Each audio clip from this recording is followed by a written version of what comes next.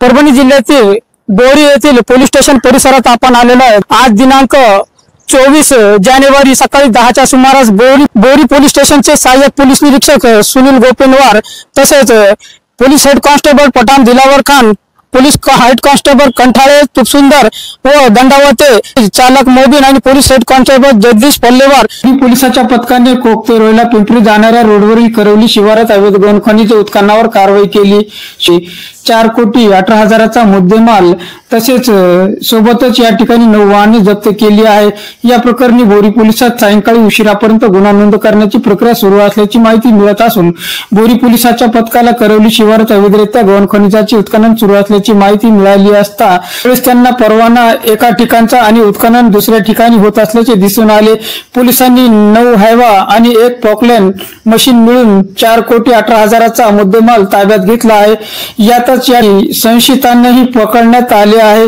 दरम्यान 10 ते 12 आरोपी विरुद्ध बोरी पोलिसात गुन्हा नोंद करण्याची प्रक्रिया सुरू असल्याची माहिती पोलीस सूत्राच्या वतीने मिळत आहे। तर आपण बघू शकता ही जी वाहने लागलेली आपल्याला 5 वाहने दिसायला इकडे पोलीस प्रशासनाने धरलेली असून त्यांनी बोरी पोलीस स्टेशन परिसरात आणून लावलेले आहे।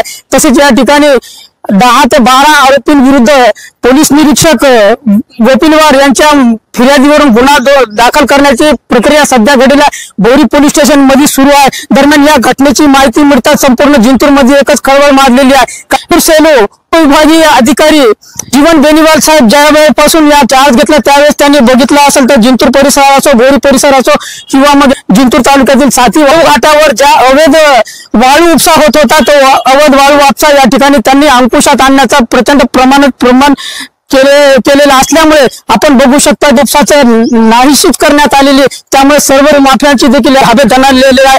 दरम्यान अशीच घटना आज दिनांक 24 रोजी देखील करवली परिसरामध्ये अवैध मुरुम नेत असताना पोलीस प्रशासनाच्या निदर्शनास आले आणि त्यांनी या वाहने संबंधित पोलीस स्टेशन या ठिकाणी आणलेले आहे। दरम्यान याबाबत आपण जे आहे की या जे मंडळ अधिकारी यांच्याशी ज्यावेळेस संवाद साधला त्यांचं असं म्हणणं होतं की याबाबत आम्हाला अद्यापर्यंत कोणतीही माहिती देण्यात आलेली नाही, तसेच कारवाई किती वाहनावर करण्यात आलेली आहे आणि का करण्यात आली याची देखील त्यांना माहिती नसल्याचं त्यांनी सांगितलं होतं। तसं राजेश सरोदे जिंतूर तहसीलदार यांच्याशी ज्यावेळेस संवाद साधला त्यांचं म्हणणं आहे की बोरी संघाने आम्ही या ठिकाणी मंडळ अधिकारी आणि तलाठ्याचा एक पथक या ठिकाणी स्पॉट पंचनामा करण्यासाठी आणि बोरी पोलीस स्टेशन गेलेला आहे आणि त्यांचा पंचनामा आल्यानंतर नेमकं या ठिकाणी महसूल विभागाचा आता पथक आलेला आहे, तो पंचनामा करणार आहे आणि हे पंचनामा करून तो आता वरिष्ठ कार्यालयाला सादर करणार आहे आणि त्यानंतर महसूल विभागाकडून कोणती कारवाई होती याकडे आता सर्वांचेच लक्ष लागलेले। दरम्यान या ठिकाणी खरं पाहिले तर आपण बघितलं तर ही कारवाई करायचा सर्व अधिकार हे महसूल प्रशासनाचा असतो। आता ही जी कारवाई करण्यात आलेली आहे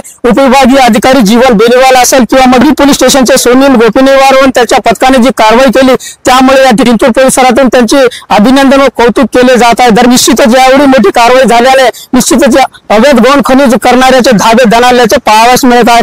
जर आणि जिंतूर सहार न्यूज चॅनलची बातमी आवडल्यास सबस्क्राईब करा, लाईक करा, शेअर करा। जिंतूर सहार न्यूज चॅनलसाठी मी शेख अली।